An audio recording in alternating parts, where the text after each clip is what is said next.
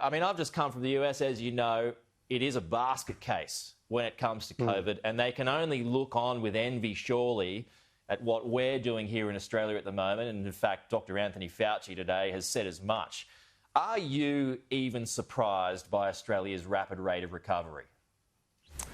Well, Australia is certainly performing far better than so many other nations around the world, both on the health front, but also on the economic front, Pete. And these latest JobKeeper numbers are very encouraging. They indicate that Australia's economic recovery is well underway and is gaining momentum. That preliminary data from the ATO for the month of October shows that there are 2 million fewer workers who are on JobKeeper in October compared to the September quarter, and 450,000 fewer businesses that are on JobKeeper in October compared to the September quarter. And Pete, this builds on earlier positive data that we saw. We saw 178,000 jobs that were created in the month of October. We've seen the effective unemployment rate across the country come down from 9.3 down to 7.4%. We've seen improvements in Victoria as the virus has been suppressed, and we're seeing right across the country strong jobs growth. Confidence is coming up. And we've seen in 11 out of the last 12 weeks consumer confidence rising. So we're certainly trending in the right direction, but we know that the road ahead still will be hard, it will be bumpy, it will be long. There's a lot of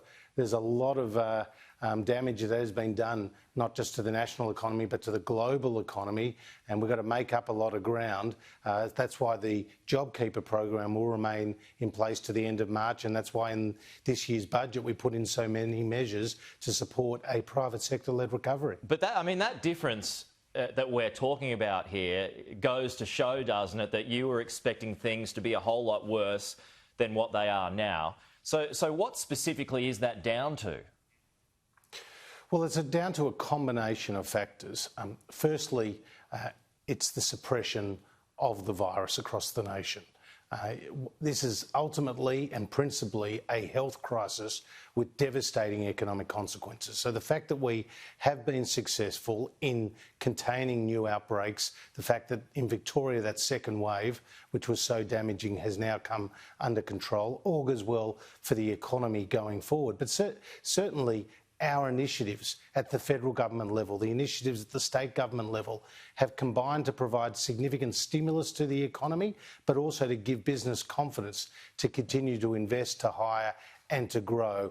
And the fact that of the 1.3 million Australian workers who either lost their jobs or saw their working hours reduced to zero at the start of the crisis, 80% of those, Pete, are now back at work with some hours at work. So effectively, what does that make Treasury's unemployment rate at the moment?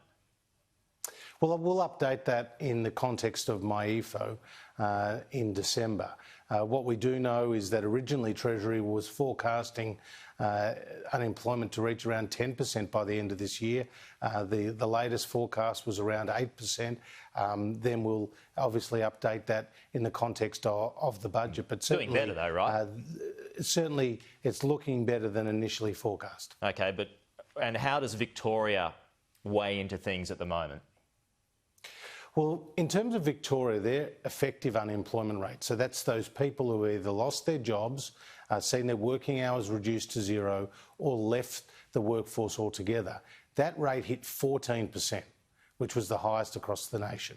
It's now come down to 10.5%, so it's trending in the right direction. But as you saw in the latest budget numbers from Victoria, they're expecting their economy to contract by 4% this year. That compares to a national average of 1.5%. So clearly their economy has a lot of work still to do. Will it lose its AAA rating? Well, again, they're not decisions for government, they're decisions for the independent credit rating agencies, but every state will respond to their own economic circumstances with the budget that they see fit. But certainly what we're seeing in Victoria is those economic consequences from the devastating second wave. Yeah, OK. Well, you're moving on from one problem being the pandemic to another, which is China, and it only appears to be intensifying at the moment. Is it straight up discrimination, what's going on at the moment?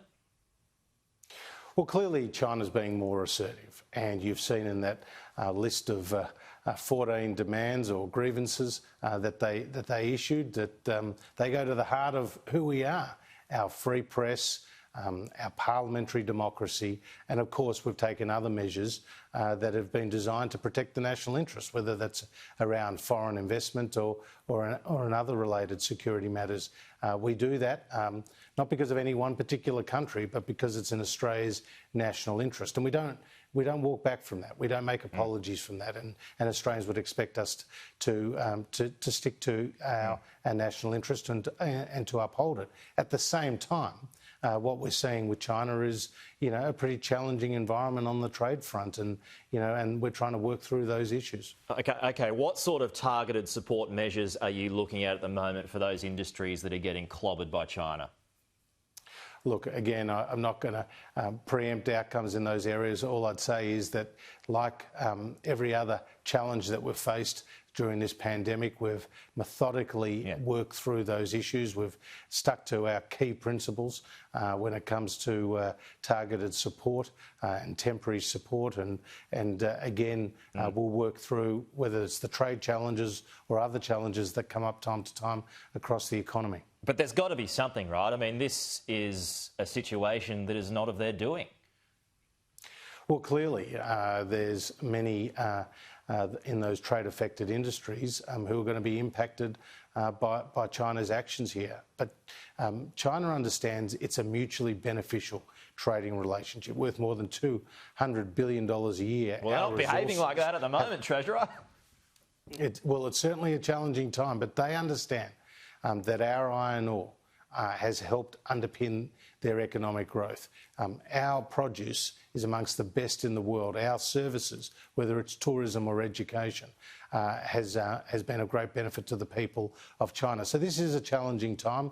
We'll work through it. We're always ready to have a mutually beneficial and respectful dialogue with China. But again, we just have to deal with these issues as they arise, and that's what we're doing. You must be getting cheesed off, though, about what's going on at the moment, particularly when it comes to the wine industry here. It's looking at a $1.2 billion loss. Well, I certainly feel for those exporters, and I'm certainly focused on those jobs in those industries. We've got a great story to tell, Pete, when it comes to our trade-exposed sector. I mean, when we came to government, two-way trading relationships covered 26% of our free trade agreements covered 26% of our two-way trading relationships. Today, it's more than 70%. And as you know, we've expanded into other markets like Korea, like Japan, like Indonesia, with free trade agreements. So we'll continue to diversify our export markets and promote Australia's wonderful exports, whether they're goods or whether they're services.